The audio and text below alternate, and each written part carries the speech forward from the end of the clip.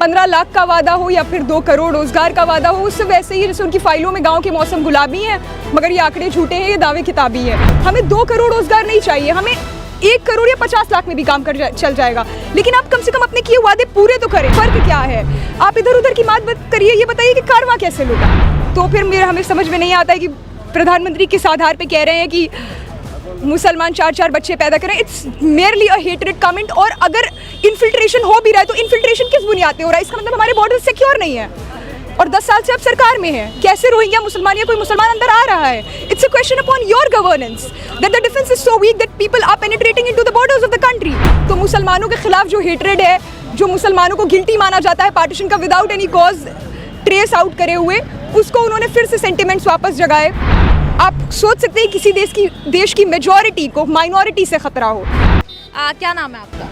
सदफ। सदफ, ये बताइए, जो पूरी चर्चा इस वक्त चल रही थी, मुझे नहीं पता आपने सुनी वो चर्चा या नहीं, लेकिन बेरोजगारी या पेपर लीक या जो युवाओं के जो मुद्दे हैं, आप उस सब पर सहमति रखती हैं कि ये कह रहे थे कि सरकार जो है, मोदी सरकार विफल रही है इस पर? आपको लगता है विफल रही या सफल रही? मेरे हिसाब से विफल रही है, क्योंकि जब देश के युवा रोजगार के अवसर ढूंढने की जगह रैली और झंडे हाथ में लेकर निकले और त्यौहार एक वॉर क्राई बन जाए, हेट कार्निवल बन जाए, तो जाहिर तौर पर सरकार विफल रही है। मेरे जैसी महिलाएं जो हिजाब करती हैं, लोग उनको सड़कों पर दौड़ा रहे हैं, ये ऐसा माहौल हो गया है जिससे लग रहा है हम किसी प्राचीन काल में पहुंच गए हैं। तो ये मेरे हिसाब से विफल रही है। आप कह रही हैं लड़कियां बोलती नहीं हैं, हर चीज़ के पीछे एक वजह होती है, क्यों नहीं बोलती है।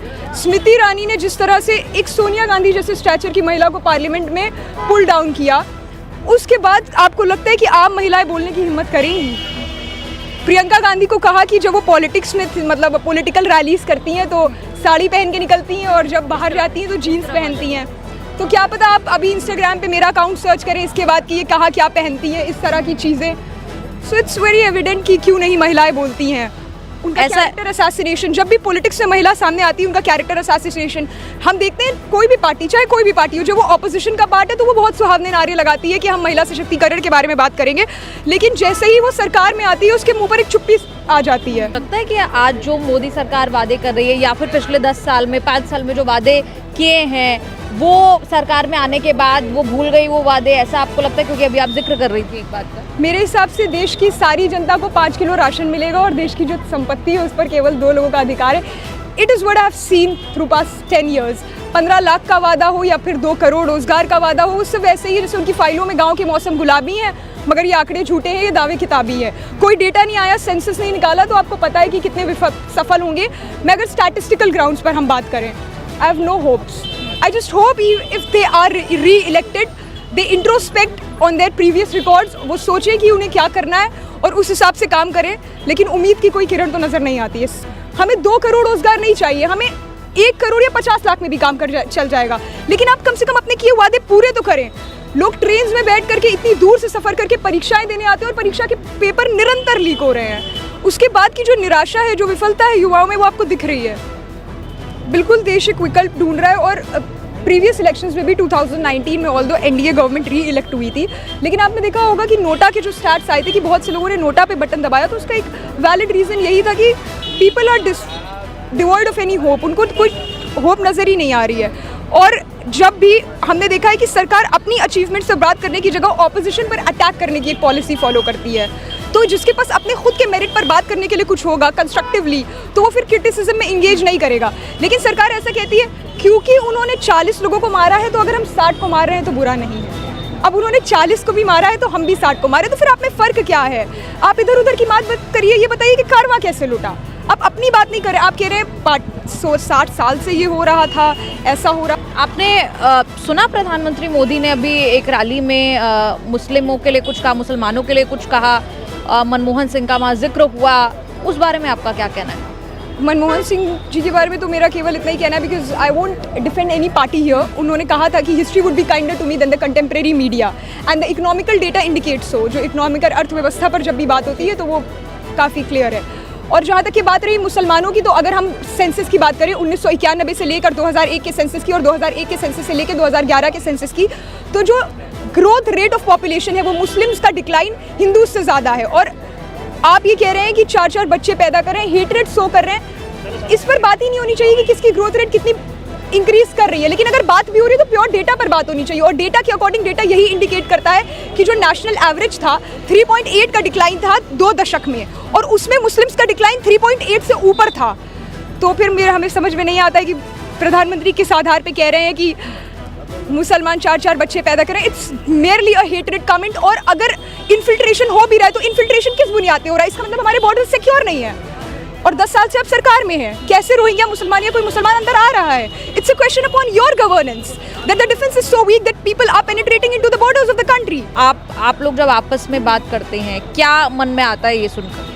It's a violation of the model code of conduct. First of all वो एक कम्युनल स्टेटमेंट था, not backed by data at all. Data का उसमें कहीं जिक्र नहीं था, लोगों को उकसाने के लिए था, क्योंकि उन्हें पता है कि उनके पास बात करने के लिए रियल इश्यूज़ में कुछ है ही नहीं। तो मुसलमानों के खिलाफ जो हेट्रेड है, जो मुसलमानों को गिल्टी माना जाता है पार्टीशन का without any cause trace out करे हुए, उसको उन्होंने फिर से सेंटिमेंट्स वापस जगाए और ये बताते हुए कि आप खतरे में हैं।